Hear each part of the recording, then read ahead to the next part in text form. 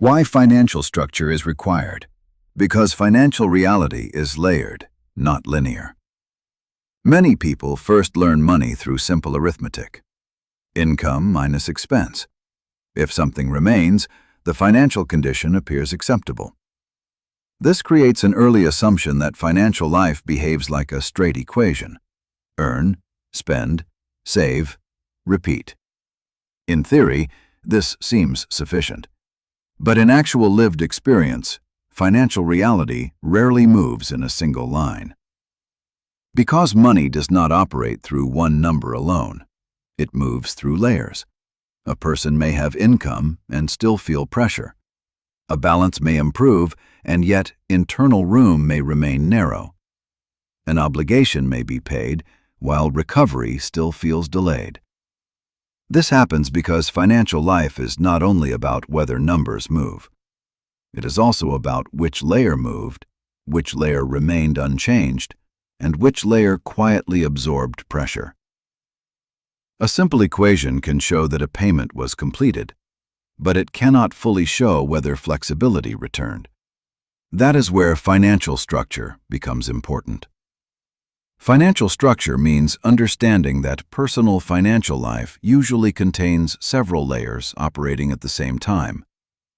An income layer, an obligation layer, a liquidity layer, a credit layer, a recovery layer, and often a psychological layer that measures how much uncertainty a person can carry before pressure becomes mentally heavy. These layers do not always improve together. One layer may look stable while another becomes narrow. For example, a person may reduce debt numerically while still operating with limited room for unexpected costs.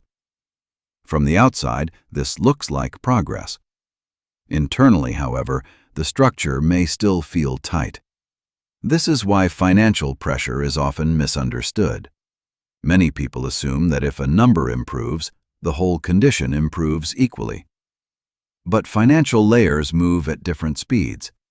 A reduced balance may not immediately restore comfort. A current payment history may not immediately restore flexibility.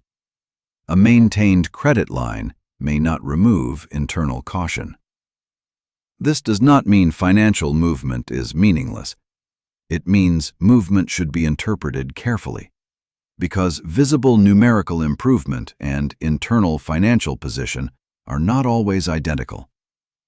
Without structure, financial decisions can appear manageable one by one while quietly creating overlap.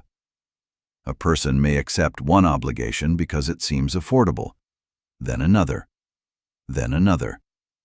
Each decision may still appear mathematically possible, but eventually the structure becomes heavier than the individual numbers suggest.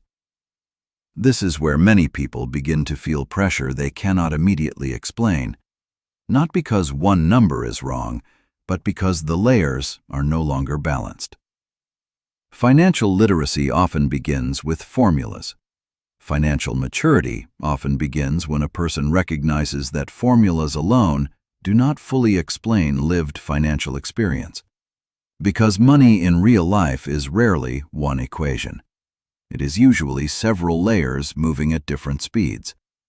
And financial structure is what allows those layers to remain visible before pressure becomes harder to reverse.